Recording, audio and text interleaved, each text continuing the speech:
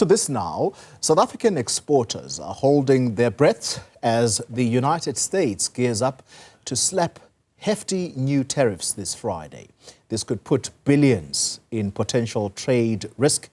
Here's business reporter now, Ntokozo Khumalo, who joins us in studio today for a reflection of what awaits South Africa, Ntokozo.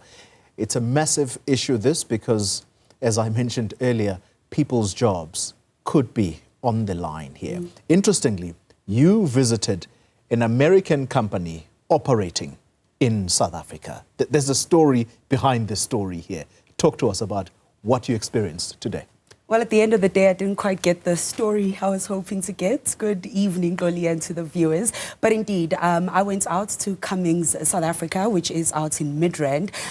They dabble in manufacturing and mining. So they produce power generating equipment that's the likes of generators and engines that are used in, the whole trucks that are in the mining industry and in other manufacturing sectors. So we were actually invited by them to come through for a site visit. And I did say that I would want to touch on the US tariffs. But then I was told that's a hard no after we had agreed on that we wouldn't talk about US tariffs. When I said, fine, I'll talk about it. And then we just cover, growth prospects. Let me stop you for a moment. Yeah. Let me stop you for a moment. Why do you think that happened, where you mentioned that part of the interview will involve these looming tariffs? Do you sense that they were spooked? I sense they were spooked, and maybe the message from the parent company in the US was to remain mum on this issue and maybe just keep it at informing us about their business and what it is that they do, because even the interview I was meant to get then after the US tariff issue was not granted to me. So what I did get was ending up just going on the factory floor and getting an idea of what it is that they do. So do you sense, Ntokozo, I'm sorry to be fixated on this, because this is quite an experience. The company we're talking about is actually on screen, the visuals of it. Do you sense that executives in these companies are probably running scared, or if not, they are almost on the phone talking to US departments as in government officials in the United States before they make any kind of comment? Is that the sense you're getting? Absolutely, Goli. And to be fair, I got that sense not just from Cummins, because I did try several companies that I tried to speak to, even through the trade experts, where I was asking them, do you have any clients that would be willing to just tell me how they're navigating this, how they've prepared for this?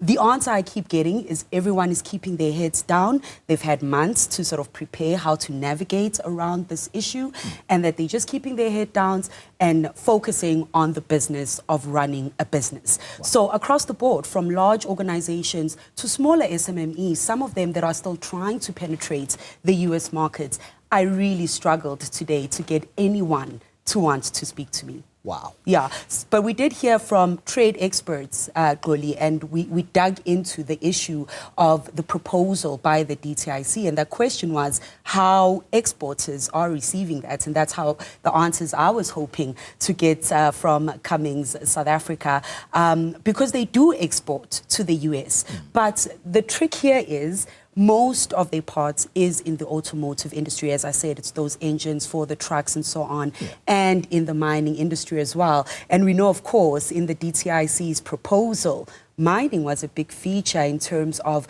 that exchange of knowledge and business as well between South Africa and the US. But I spoke to Sizwe Gai, who is a trade and investment attorney and dabbles in that space. And he thinks the proposal put down by the DTIC is actually a step in the right direction and might be of benefit to South Africa in the long term. So let's hear what he had to say, Goli.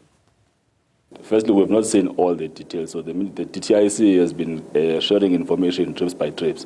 What we must appreciate, at least on their part, is that they've shown the seriousness around the matter to say that the US is an important trading partner, and therefore they had to respond within the shortest space of time.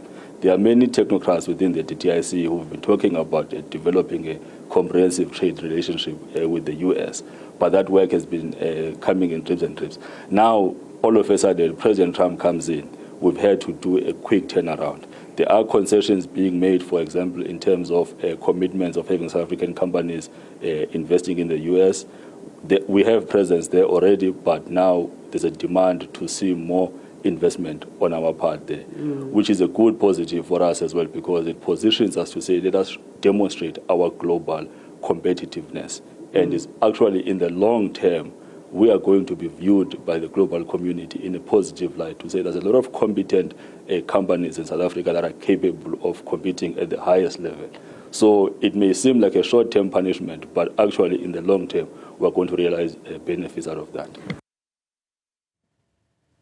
So some interesting views there, Ntokozo, and it's now no longer a matter of days, it's simply hours, because Friday is nearly here, and the wonder is whether people are still holding out for some kind of deal, because as I listened to Ntokozo Khumalo a little earlier, the person he was talking to seems to suggest that there is not going to be a deal. So these 30% tariffs are here. The wonder, though, is whether big and smaller companies are going to be able to cope here. What is the advice?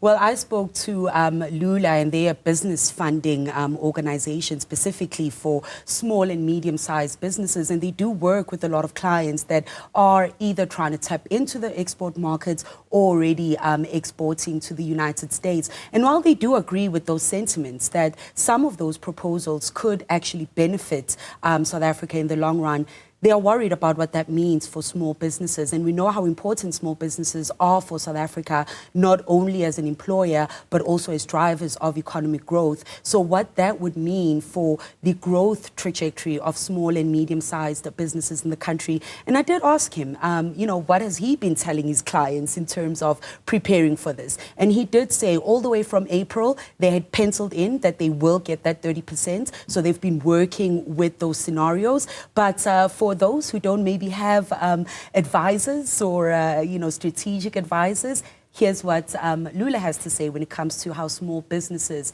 can sort of navigate that 30% tariff that might hit on Friday. Sure.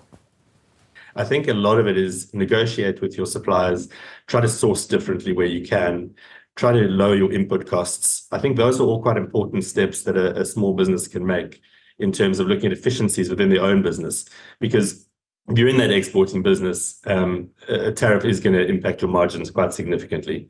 So if you can shift away from that, or alternatively, you look to create a niche product or highlight the competitive edge of your product that you're selling into the US market that can't be replicated easily.